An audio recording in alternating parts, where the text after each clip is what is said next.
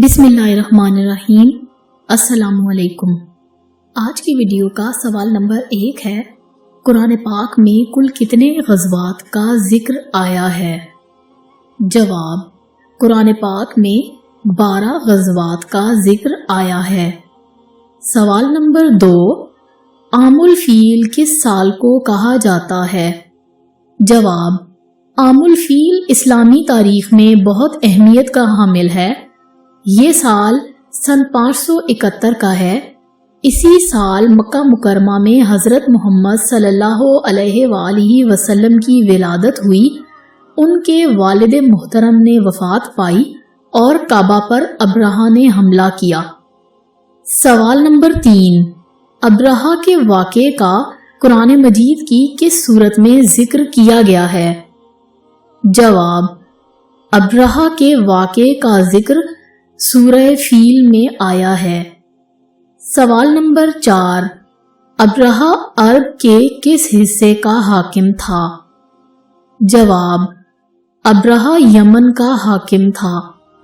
سوال نمبر 5، حضور صلی اللہ علیہ وآلہ وسلم کی ابتدائی زندگی کی پہلی جنگ کون سی تھی؟ جواب: حضور صلی اللہ علیہ وآلہ وسلم کی ابتدائی زندگی کی پہلی جنگ حرب فجار تھی۔ سوال نمبر 6، حرب فجار کب لڑی گئی؟ جواب: حرب فجار سن 586 میں لڑی گئی۔ سوال نمبر 7، حرب فجار کن دنوں میں ہوئی؟ جواب: یہ جنگ ان دنوں میں ہوئی جن میں لڑنا منع ہے، اس لیے اسے حرب فجار کہتے ہیں۔ یہ لڑائی ماہ محرم میں ہوئی۔ سوال نمبر 8، حرب فجار کن 2 قبائل کے درمیان لڑی گئی؟ جواب: حرب فجار قبیلہ قریش اور بنو قیس کے درمیان لڑی گئی۔ سوال نمبر 9، حرب فجار کے وقت آپ صلی اللہ علیہ وآلہ وسلم کی عمر مبارک کتنی تھی؟ جواب: حرب فجار کے وقت آپ صلی اللہ علیہ وآلہ وسلم کی عمر مبارک 15 سال تھی۔ سوال نمبر 10، حرب فجار کا اختتام کس معاہدے سے ہوا؟ جواب: حرب فجار کا اختتام حلف الفضول سے ہوا۔ سوال نمبر 11، اس معاہدے کو حلف الفضول کیوں کہتے ہیں؟ جواب: کیونکہ اس معاہدے پر آمادہ کرنے والے 3 سرداروں کے نام میں لفظ فضل مشترک تھا۔ سوال نمبر 12، حلف الفضول کمیٹی کے ذمے کیا تھا؟ جواب: حلف الفضول کمیٹی کے ذمے امن کا قیام تھا۔ سوال نمبر 13، حلف الفضول کب ہوا؟ جواب: حلف الفضول سن 591 میں ہوا۔ سوال نمبر 14، خفیہ تبلیغ کے دوران حضور اکرم صلی اللہ علیہ وآلہ وسلم نے کس صحابی کے مکان کو اپنی سرگرمیوں کا مرکز بنایا؟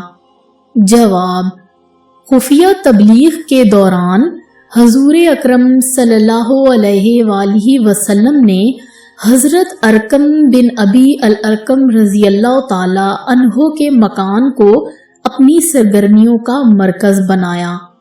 سوال نمبر 15، خفیہ تبلیغ کتنے سال جاری رہی؟ جواب: خفیہ تبلیغ 3 سال جاری رہی۔ سوال نمبر 16، لفظ قرآن سب سے پہلے کون سی سورہ مبارکہ میں نازل ہوا؟ جواب: لفظ قرآن سب سے پہلے سورہ مزمل میں نازل ہوا۔ سوال نمبر 17، قبول اسلام کے وقت حضرت علی رضی اللہ تعالی عنہ کی عمر کیا تھی؟ جواب: قبول اسلام کے وقت حضرت علی رضی اللہ تعالی عنہ کی عمر 9 سال تھی۔ سوال نمبر 18، شبیر کن کا لقب ہے؟ جواب: شبیر حضرت امام حسین رضی اللہ تعالی عنہ کا لقب ہے۔ سوال نمبر 19، حضرت آدم علیہ السلام نے سب سے پہلے کون سا لفظ کلام کیا؟ جواب، حضرت آدم علیہ السلام نے سب سے پہلے الحمدللہ کہا۔ سوال نمبر 20، حدیث شریف میں کس چیز کو مضبوط قلعہ کہا گیا ہے؟ جواب، حدیث شریف میں اللہ کے ذکر کو مضبوط قلعہ کہا گیا ہے۔ سوال نمبر 21، حدیث نبوی صلی اللہ علیہ وآلہ وسلم کے مطابق روز قیامت کن لوگوں کی گردنیں بلند ہوں گی؟ جواب، نبی اکرم صلی اللہ علیہ وآلہ وسلم نے فرمایا، قیامت کے دن جب مؤذن اٹھیں گے تو ان کی گردنیں سب سے بلند ہوں گی۔ سوال نمبر 22، باضابطہ سرکاری سطح پر احادیث جمع کرنے کا حکم کون سے خلیفہ نے دیا؟ جواب، باضابطہ سرکاری سطح پر احادیث جمع کرنے کا حکم خلیفہ حضرت عمر بن عبد العزیز رضی اللہ تعالی عنہ نے دیا۔ سوال نمبر 23، حضرت محمد صلی اللہ علیہ وآلہ وسلم کے پاس کتنی تلواریں تھیں؟ جواب، حضرت محمد صلی اللہ علیہ وآلہ وسلم کے پاس 9 تلواریں تھیں۔ سوال نمبر 24، رسول اکرم صلی اللہ علیہ وآلہ وسلم کے قول، عمل اور تقریر کو کیا کہتے ہیں؟ جواب، رسول اکرم صلی اللہ علیہ وآلہ وسلم کے قول، عمل اور تقریر کو حدیث کہتے ہیں۔ سوال نمبر 25، دین کے 2 بنیادی ماخذ کیا ہیں؟ جواب، دین کے 2 بنیادی ماخذ قرآن اور حدیث ہیں۔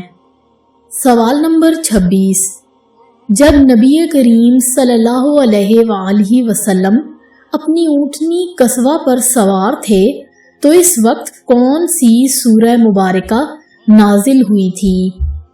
جواب، جب نبی کریم صلی اللہ علیہ وآلہ وسلم اپنی اونٹنی قصوہ پر سوار تھے تو اس وقت سورہ الانعام نازل ہوئی تھی۔ سوال نمبر 27، حضرت خدیجہ الکبریٰ رضی اللہ تعالی عنہا کی والدہ کا کیا نام تھا؟ جواب، حضرت خدیجہ الکبریٰ رضی اللہ تعالی عنہا کی والدہ کا نام فاطمہ بنت زائدہ تھا۔ سوال نمبر 28، حدیث شریف میں کون سی نماز کو شب قدر کی نماز سے تشبیہ دی گئی ہے؟ جواب، حدیث شریف میں چاشت کی نماز کو شب قدر کی نماز سے تشبیہ دی گئی ہے۔ سوال نمبر 29، کس کی ضرب سے نبی کریم صلی اللہ علیہ وآلہ وسلم کے دانت مبارک شہید ہوئے؟ جواب، عتبہ بن ابی وقاص کی ضرب سے نبی کریم صلی اللہ علیہ وآلہ وسلم کے دانت مبارک شہید ہوئے۔ سوال نمبر 30، حضرت سلمان فارسی رضی اللہ تعالی عنہ کو نبی اکرم صلی اللہ علیہ وآلہ وسلم نے کب اپنا اہل بیت قرار دیا؟ جواب، غزوہ احزاب میں حضرت سلمان فارسی رضی اللہ تعالی عنہ کو نبی اکرم صلی اللہ علیہ وآلہ وسلم نے اپنا اہل بیت قرار دیا۔ امید کرتی ہوں آپ کو یہ ویڈیو پسند آئی ہوگی۔ اس کو لائک کر دیں، دوستوں کے ساتھ شیئر کریں اور چینل کو سبسکرائب کر کے بیل آئیکن کو ضرور ہٹ کریں تاکہ جب بھی میں کوئی نئی انفارمیٹیو ویڈیو اپلوڈ کروں تو وہ آپ تک پہنچ سکے۔ اللہ حافظ۔